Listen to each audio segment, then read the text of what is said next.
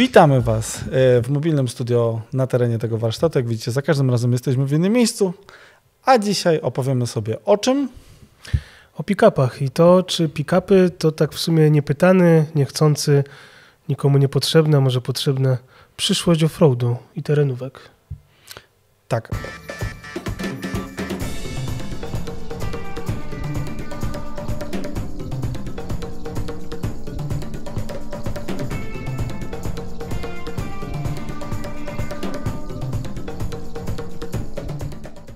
Przy okazji muszę wspomnieć, że to studio powstało w jakieś 6 minut, także to tak szybko nam zeszło, ale bardzo ładnie wygląda, tak nam się wydaje. Tak nam się wydaje, zobaczymy jak wyjdzie w praktyce. Dobra, ale nie do oglądania tu jesteśmy, bo tak naprawdę to podcast, więc porozmawiamy sobie o pick-upach. I dlaczego w ogóle będziemy rozmawiać o pick-upach? W zeszłym tygodniu wysłałem Karolowi linka i tak się zaczęło. Tak by generalnie... Nie no, zaczęło się od tego. No dobra, zaczęło się od tego. Dobra, przejechałem się chwilę Hiluxem. To jest podobny motor jak w wcześniejszej Toyocie. Ten sam. Dokładnie ten sam motor. Może ma jakieś usprawnienia sprzętowe, ale z założenia to jest ten sam. Podstawa generalnie jest to sama. Mówimy o Toyocie Land Cruiser 250, którą testowaliśmy ostatnio. I może to nie jest demon prędkości, ale trochę inna masa. Z drugiej strony jest wystarczający do tego. No i w ogóle skąd to? Zastanawiałem się, jeżeli miałbym zmieniać mój samochód, mojego Wranglera, na coś innego, nowszego, co nie byłoby Wranglerem, to jest podstawowe, bo tak by zamiana Wranglera na Wranglera, generalnie wyciągasz, usuwasz pewne wady i zalety, dodajesz inne, nic się nie zmienia.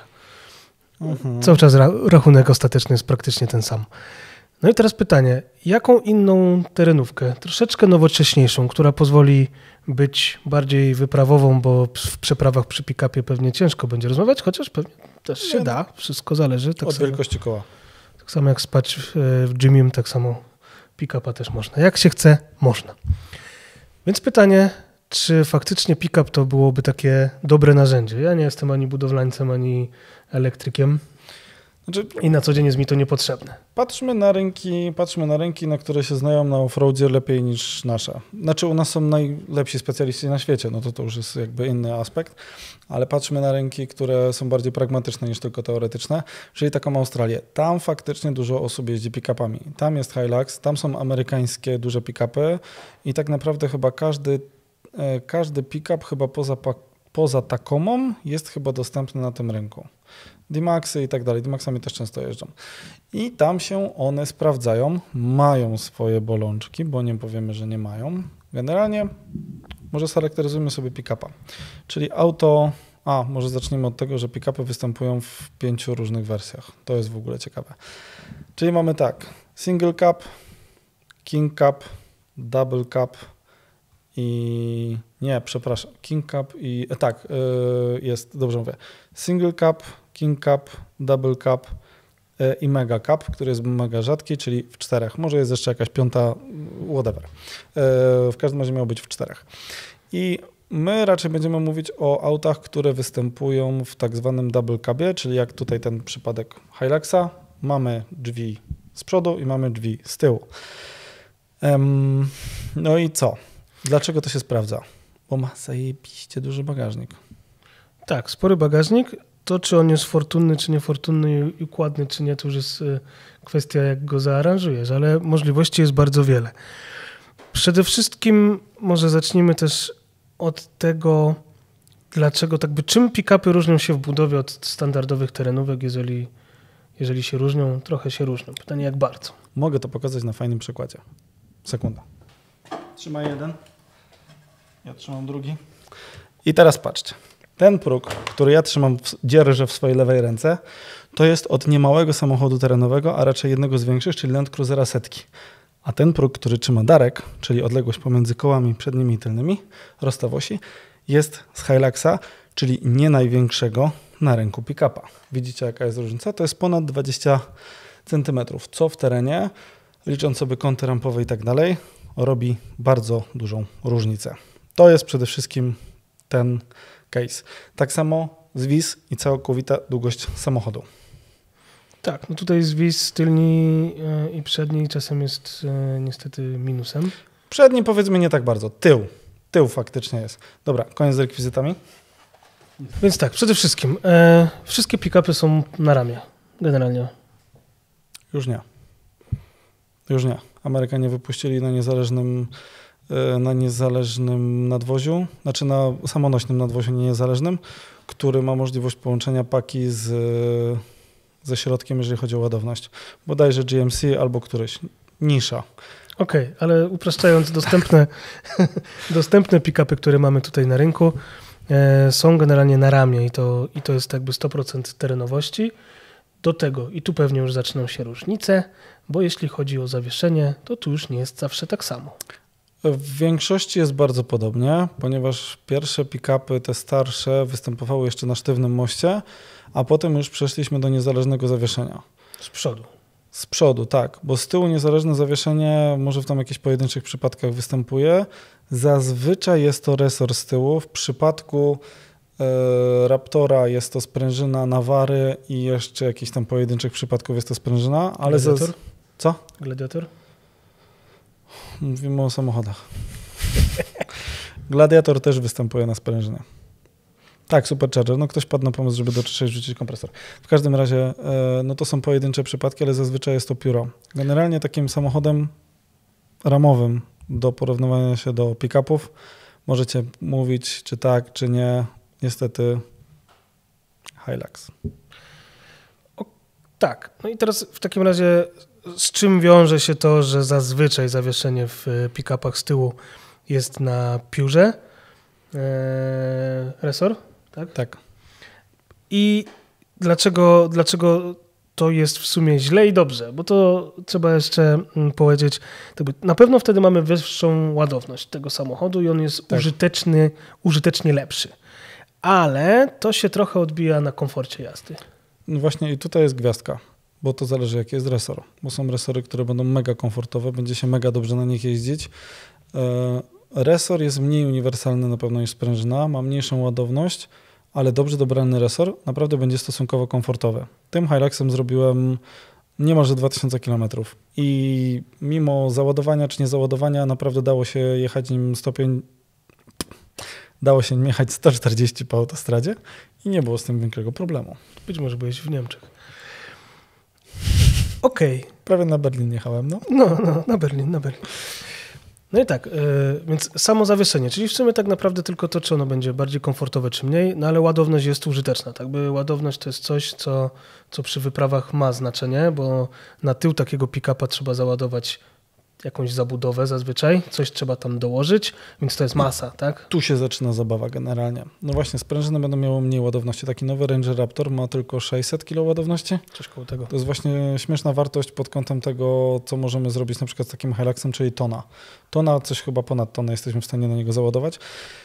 I tutaj zagospodarowanie paki. Dlaczego wzdycham? Bo opcji jest bardzo dużo. Albo możemy sobie zrobić tak, że możemy sobie zrobić szuflady wysuwane i na to roof racka. Albo możemy sobie zrobić flatbeda, czyli wyrzucamy całą pakę i robimy sobie oddzielną zabudowę. Całościowo budujemy tak by pakę od zera. Lub opcja trzecia, czyli te nowe zabudowy, nakładki na paki. Tak, czyli takie wjeżdżane, duże. To mnie, powiem szczerze mówiąc, trochę urzekło, bo taka duża uniwersalność. Potrzebujesz dom, który chcesz zabrać ze sobą, to ładujesz go wózkiem czy czymkolwiek. One często gęsto mają własne systemy podnoszenia. Ładujesz go na samochód i masz całą resztę roku, jeżeli nie jedziesz na co dzień, chowasz to do garażu i masz normalnie pełnoprawną mini ciężarówkę. Tak i nie. Systemy podłączenia i tak dalej, to jest dość mocno wiążące z tym wszystkim i to nie jest takie właśnie hop-siup na zasadzie, że wrzucam i jadę. To trzeba popodłączać, złączać, pospinać, podokręcać, etc. Jest to opcja zrobienia tego samochodu, aczkolwiek wtedy tracimy trochę na właściwościach terenowych ze względu na to, że pakujemy parę ładnych set kilo i idziemy w górę i na szerokość, bo niektóre wystają nawet poza kabinę. Są też takie. Ale jest to jakby dużo możliwości. Do tego jeszcze możesz rzeczywiście dołożyć namiot dachowy. Albo jest zintegrowany w ogóle namiot dachowy. Jest zintegrowany, albo możesz go dołożyć na dach z przodu albo z tyłu. No możesz zrobić 2 namioty dachowe, też jest to taka opcja. Pick-up pod kątem ładowności w zasadzie zawsze przebije terenówkę klasyczną. Tak, jeśli chodzi o jakby długość w wymiary. No, pick-upy zdecydowanie to nie są małe samochody, więc to są samochody. Pick-up, ten Hilux jest dłuższy niż Patrol O Wranglerze w ogóle nie wspominam. Niż setka jest dłuższy. Setka jest jednym z największych samochodów takich ogólnych, nie? Dokładnie. No to jest plus pod względem tego, co możesz tam zabrać i co możesz przewieźć. Może być minus pod względem tego, jak daleko dojedziesz i jak ciasno będzie. No bo jednak wymiary tego samochodu mogą przeszkadzać, tak? Już nie mówię o parkingach, jak chcesz go używać w mieście i tak dalej. Trzeba być świadomym tego, że to jest 5,20, 5,15? Nie pamiętam ile dokładnie, ale gdzieś coś koło tego. Kąt rampowy. Kąt rampowy, na niego trzeba niestety uważać, bo ten kąt rampowy w tym przypadku jest dość znaczny w porównaniu do takiej klasycznej terenówki, no to jest problem.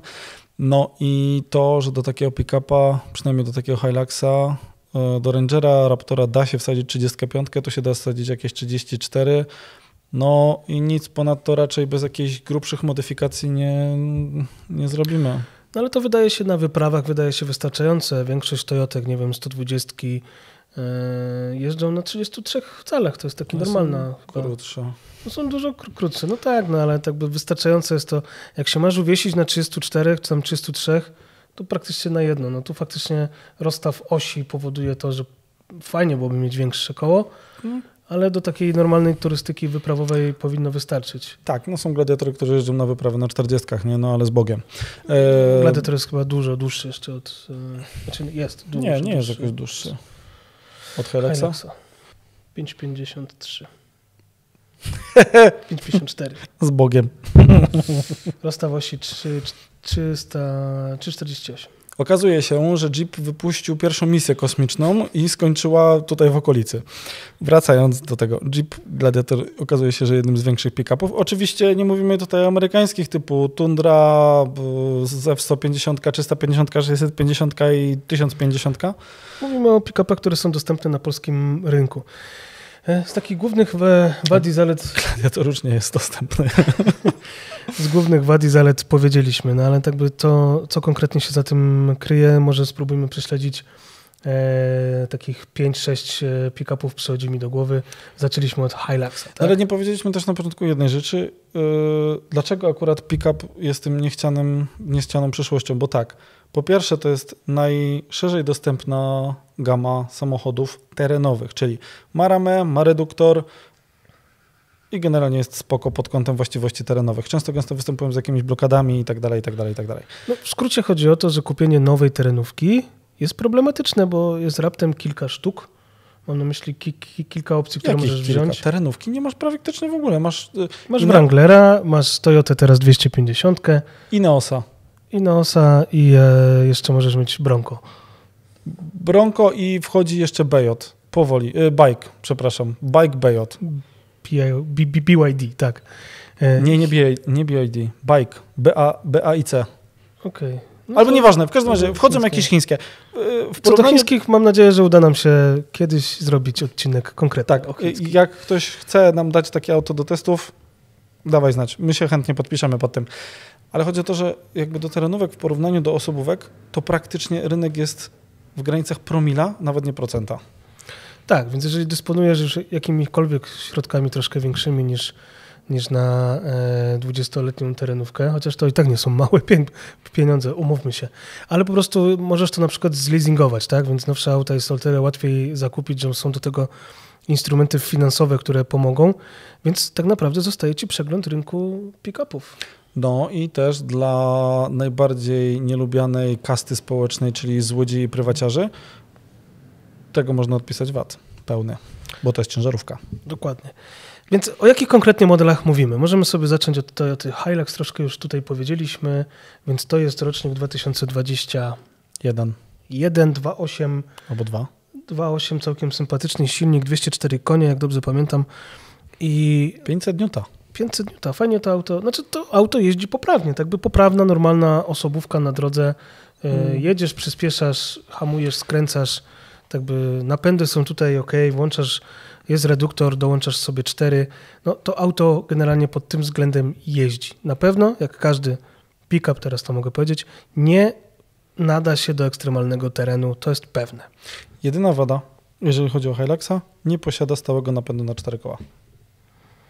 Ale ma całkiem sympatycznie działające systemy, które no nie są potrzebne. Znaczy nie, kontrole jakoś to nadrabiają to, tak? Tak, no to kontrole trakcji i tak dalej, działa to w porządku, bo na przykład w Rangerze znaczy w Volkswagenie Rangerze i w tym Fordzie Amarocku tak. mamy system, który pozwala na jazdę z 4 kołami po asfalcie, czyli generalnie bez centralnej blokady różnicowej i on tam ma ten automatyczne dołączanie, czyli takie połączenie Haldexa ze wszystkimi generalnie można. W tym przypadku niestety nie ma tego. Tutaj możecie zobaczyć nasze testy Amarocka. Volkswagena Amarocka, miałem powiedzieć Forda Amarocka. Śmiejemy się, dlatego wyjaśniam, to są po prostu samochody zrobione praktycznie na tym samym, różnią się tylko wyglądem, więc śmiejemy się, że mamy Forda Amarocka i Volkswagena Rangera. Środek się różni tyle. No środek, no wygląd generalnie, cała reszta jest to samo. Możecie sobie zobaczyć nasz test Volkswagena Amarocka tutaj u góry. Więc możecie tutaj zobaczyć testy Forda Amarocka. Tak, to już się nam tak wcięło po prostu w pamięć, że niestety będziemy to mylić. Jak chcecie nas poprawiać, to w komentarzach. Tak samo jak liczba liftów. Fajny pick-up, bardzo fajny pick-up, który uważam, że jest błędnym silnikiem po naszej części świata, bardzo ładnie wyglądający i najtańszy, chyba jeden z najtańszych na rynku obecnie, czyli Isuzu D-Max. Tak, Isuzu D-Max ma całkiem dobre opinie. Dużo go widać właśnie, jeśli chodzi o firmy. Nie? Tak. Bo jest najtańszy, jest podstawowy, jest bardzo fajny, ale ma jedną wadę, mianowicie silnik 1.9. Nie ten z Volkswagena 1.9 TDI, ale pojemności 1.9 moim zdaniem jak na taką dużą furę to jest za małe. Na innych rynkach jest oferowany z silnikiem 3.0, który jest mocniejszy, ma więcej niuta i tak dalej. Niestety normy, Unia Europejska, dziękujemy. Dokładnie. Zahaczyliśmy już trochę o Forda Rangera. To jest chyba taki najbardziej przykład cywilny, mniej użytkowy samochód ze wszystkich tutaj, ponieważ, no bo to jeszcze jest odmiana Raptor, tak? Znaczy właśnie on jest oferowany jako jedyny pick-up chyba w tylu wersjach. Tutaj Ford bardzo poszedł w pick-upy. On tutaj właśnie troszeczkę tak by chciał namieszać na rynku i udało mu się. Zagarnął, bo mamy tak. Zwykłego, mamy Wild Tracka X i do tego Raptora, czyli mamy cztery różne pick-upy. Wróć. 4 modele tego samego samochodu, 4 wersje tego samego samochodu, z tym, że 3 pierwsze od Raptora różnią się bardzo. Bardzo. No Raptor to przede wszystkim inny zawias, tam jest bardzo dużo wersji. A jeszcze Raptor występuje w 2 wersjach, czyli 5. Dużo zmian w przypadku Raptora względem pozostałych. No przede wszystkim to już jest terenówka, tak, bo tam jest inne zawieszenie, tam jest całkiem super silnik, całkiem super. Fajny silnik. I to jest naprawdę dynamiczny samochód, który niczym nie pasuje do swojej użytkowości, tak? To jest taki, jakby to powiedzieć, najbardziej szukam słowa odpowiedniego. To jest najbardziej taki dopasowany do zwykłego człowieka pick-up. Cywilizowany, tak. Tak, no ale uważam, że Amarok też. Patrząc po środku, to na przykład Amarok ja uważam, że jest fajniej cywilizowanie wykonany w porównaniu do Rangera, bo Ranger jest bardziej taki... Czuć, że to pick-up. Wsiadasz i widzisz, że to jest pick-up. W Amaroku masz to takie pokrewieństwo zasobowe, ale to jest moje subiektywne odczucie. Z tym, że Ranger ze względu na to, że jest w większej ilości wersji, no i ten jest ten Raptor, tylko że Raptor właśnie, pamiętajcie, Raptor występuje w 2 wersjach, w wersji 3.0 i w wersji 2.0.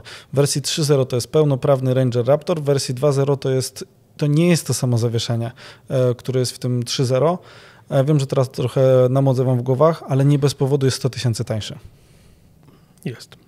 No i tutaj cena będzie zabijająca trochę. No 400 za takie auto no jest trochę.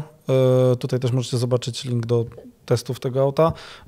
Świetne auto jako daily, jako uniwersalne, no ale niestety ładowność. I tu jest ten kompromis, który trzeba niestety trochę wybrać. Aczkolwiek Bartek z Galantegraty stwierdził, że idziemy na przekór, idziemy na wojnę. I zrobił to tak, jak należy. Można. Co jeszcze? Mamy Nissana Navarę. Bardzo mało popularna teraz Navara, bo wcześniej to była ta D40, D23, to były naprawdę popularne auta. Obecna wersja jest mało popularna i występuje, uwaga, mimo że z dość dużą ładownością, występuje na sprężynie. Wiele osób mówi, że słaba jakość wykonania. Ja jeździłem tym autem i w zasadzie nie odczułem jakichś problemów. Uważam, że auto jest poprawne. Nic szalonego, poprawne. Okej, w takim razie przejdziemy do czegoś bardziej dyskusyjnego. Wspomnieliśmy już troszkę Jeep Gladiator. To jest ciekawe połączenie Wranglera z ciężarówką. Tak. Znaczy, on ma dla mnie bardzo dużo... Nie zlinczujcie mnie za to, ale to jest tylko kwestia wyglądowa. To jest trochę jak był pierwszy Land Cruiser FJ.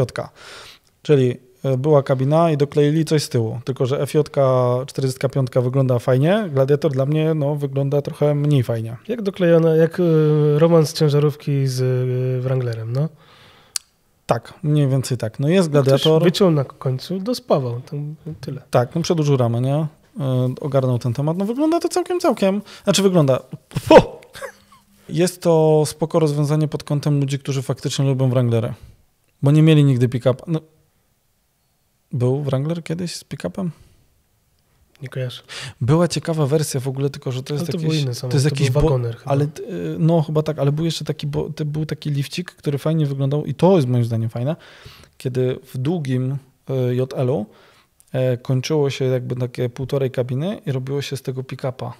Z JL-a. Widziałem to na Jeep Campie, gość z Czech na tym przyjechał i te proporcje mi się zgadzały, bo w Gladiatorze mi się nie zgadzają. No w Gladiatorze masz Wranglera i długo ciężarówkę. Okej. To jest kilka propozycji, które są, czyli był Amarok, był Ranger, była Toyota Hilux, mówiliśmy o Navarze, mówiłeś jeszcze o D-Maxie? Tak. L200? I to jest przykład tego, jak każde auto zrobić brzydkie. To jest przykład tego po prostu, ja wiem, że on ma fantastyczny napęd Super Select, ale generalnie w moim subiektywnym zdaniem to auto poza pierwszymi wersjami, które wszystkie w latach 90. wyglądały bardzo podobnie, czyli kwadratowej lampy, więc to się nie liczy, ale każda pozostała wersja jest mocno dyskusyjna. No jest taki futurystyczny, trochę próbowali się odróżnić i im się to w 100% udało. A widzisz tego dużo na rynku? Tym bardziej możesz się wyróżnić. Tak? To prawie jakbyś kupił Gladiatora do odwożenia dzieci do przedszkola. No dobra, ale Gladiator rozumiem, bo ten przód może się niektórym podobać, ale widzisz dużo multipli na rynku? Hitem sprzedaży, tak by w milionach egzemplarzy wypuścili to na rynek. No tak, wyglądowo jest dyskusyjnie, ale to samochód, który technicznie jest bardzo dobrym samochodem. Mam na myśli przede wszystkim napęd, czyli tak. Super Select jako napęd. Tak. Motory, które tam ładowali, nie są jakoś wybitnie awaryjne. Wytrzymają się średnio. Jest okej. Jakby poza wyglądem to jest każdy kolejny pick-up, ale nie ma takiego pick-upa, do którego byśmy teraz wytykali palcami na zasadzie, bo to jest najgorszy pick-up na rynku. Ale jeszcze czekaj, bo jeszcze możemy przejść przez kilka pick-upów typu Mercedes X, Fiat Fullback i jeszcze Renault coś tam miało. Generalnie. No tak, ale pod względem wyprawowym jedna rzecz pozostaje chyba wspólnie istotna. Czy jeździsz pick-upem, czy jeździsz jakimś innym samochodem, to żebyś miał dostępność części i wiedzę, jak to naprawić. Tu niestety trzeba postawić na nudną, bo to nie ma auto finezy, to jest po prostu pick-up. Toyota. Niestety, mówię niestety, bo tak, nikt nie odbierze Toyocie tego miejsca na świecie, że wszędzie ją naprawisz, wszędzie znajdziesz do niej części w porównaniu do takiego, L200 czy do Gladiatora, który gdzieś tam na wyprawie, może być pod tym względem problematyczny. Oczywiście są jeszcze takie rzeczy jak Toyota Tacoma. Tak. One nie były dostępne u nas w Polsce, ale można je spróbować. Tacoma jest tylko na Stany. Jest jeszcze Tundra. Jest jeszcze z pick-upów, oni chyba mają tyle. Jeszcze ten nowy taki wychodzi, nie pamiętam jak on się nazywa, on w ogóle taki ma być modułowy, jakiś śmieszny. Nie pamiętam jak on się nazywa, ale o nim będziemy rozmawiać, zrobimy sobie odcinek o nowościach i o pomysłach w offroadzie. No i tak naprawdę Toyota, jeżeli chodzi o auta terenowe, w ogóle zaskakujące, tudzież nie, Toyota jest największym producentem samochodów na świecie. Wszystkich. Osobowych i terenowych. Terenowych przede wszystkim to widać, bo ma tego bardzo, bardzo dużo. Samych terenówek ma przecież, aut terenowych ile ma? 3, 4? Sporo, tak. Podsumowując, jeżeli możecie wziąć leasing albo w jakiś sposób sfinansować samochód terenowy, szukacie bardziej wyprawówki niż przeprawówki, chcecie mieć też auto na co dzień, to ja bym popatrzył na pick-upy. To zdecydowanie bym to rozważył. Na pewno nie patrzyłbym na pick-upy. Jeżeli jesteście fanami orania, tyrania w terenie, to się nie spisze. Musisz mieć dużo samozaparcia, żeby zrobić to auto, żeby było do takiego ciężkiego orania w terenie. Na pewno, jeżeli sam sobie różne rzeczy robisz, to też musisz pamiętać o tym, że to nie jest samochód, który tak by naprawisz albo będziesz go utrzymywał śrubokrętem i młotkiem. To już są zaawansowane konstrukcje z komputerami. Tu już tak by w przydomowym garażu lista rzeczy, które zrobisz, naprawisz, mam na myśli, będzie bardziej ograniczona niż do samochodów, które mają 20-25 lat. Tak, zgodzę się z tym, ale część rzeczy w tym aucie jest nadal taka prosta, mówię o Hiluxie, jest nadal taka prosta jak auta sprzed 20 lat. Część rzeczy, bo na przykład silnikowo, no inna sprawa, ale zawieszeniowo jesteśmy w stanie naprawdę, no i to chyba za to się właśnie te auta kupuje, że nadal są takie proste miejscami. To prawda. Jak będziecie chcieć bardziej zaszaleć, no to tutaj benzynowe fałki, na przykład oczywiście Ranger, Raptor. Tak. Mamy VK. No jak wam się uda sprowadzić Tacomę, to tam też jest bardzo sympatyczny benzynowy silniczek w VC. Tak, 4.0 V6, bardzo fajny silnik, 1GR. Reszta to diesle, które za kilka lat być może nie wiadą już ani do Warszawy, ani do Krakowa. No ale to już jest mam nadzieję, że ta mina była wymowna. Niestety, no bo będziemy się bujać w tym półświadku i będziemy się zastanawiać, ewentualnie jakieś obejścia może będą do tego typu samochodów. Bardzo ubolewamy nad tym tematem, ale będziemy musieli, widzę, że po tym odcinku przeanalizować temat, jak zabudować, jak zorganizować sobie pick-upa, bo to jest dość ciekawa rzecz, bo możemy to zrobić w 3 różne sposoby i na 3 różnych sposobach musimy się skupić i na tym opowiedzieć, bo to nie jest takie łatwe. My dalej będziemy tego pick-upa dostosowywać do jego przyszłego celu, który ma. Tak, ten pick-up, który jest, możemy już w sumie oficjalnie o tym powiedzieć, ten pick-up jest przygotowywany przez nas do rajdu Budapeszt-Bamako. Jedziemy na niego w 2026 roku. Czemu mówię z takim przekorem i przewracaniem oczami? Bo wiem, ile pracy mi jeszcze do niego czeka. A obecnie zrobiłem tylko i aż zawieszenie oraz wszystkie plastiki i poszerzenia poszły na pakę. Będziecie mogli zobaczyć tego Hiluxa na targach na Camper and Adventure Expo w marcu w Krakowie. Tym samym w komentarzach możecie zapisać na przykład, na jaki samochód powinienem zmienić Wranglera. Czy to nie pick-up, czy to coś innego, tylko nie na Wranglera. Ja tak by lubię, ale znam jego wady i zalety. Zmiana Wranglera na Wranglera, jak już powiedziałem, to jest żadna zmiana, równie dobrze może zostać. Tak by ciekawe, co innego można byłoby mieć, fajnego, co mogłoby się wpisać w takie, no niestety wyprawowo-przeprawowe. To jest taki problem, że nie ma uniwersalnego samochodu, na jakiś by się trzeba było zdecydować. Nie? To też nie? Patrola nie chce. I ewentualnie jakie inne pick-upy i dlaczego pick-upy waszym zdaniem to są fajne samochody, które terenowe powinniśmy wybrać? Teranusy kup, najlepsze. Tak, generalnie. Szkoda, że nie produkują. Więc zapraszamy do sekcji komentarzy i do następnego odcinka, albo jeszcze wcześniej, zanim następny odcinek. I jeśli podoba ci się nasza seria, nie zapomnij lajkować, subskrybować i zapraszam cię również do naszej aplikacji na Szlaku 4x4. Dzięki, trzymajcie się, cześć. Darmowa aplikacja na Szlaku 4x4 to już nie tylko powiadomienia i pomoc przy wklejkach, ale również najważniejsze i najciekawsze wydarzenia offroadowe w twojej okolicy. Sprawdź sam, subskrybuj, lajkuj, komentuj. Miej wpływ na kolejne nowe funkcje. Rozwijamy się m.in. dzięki waszemu wsparciu. Więcej informacji pod filmem i w naszych social mediach. Do zobaczenia na szlaku.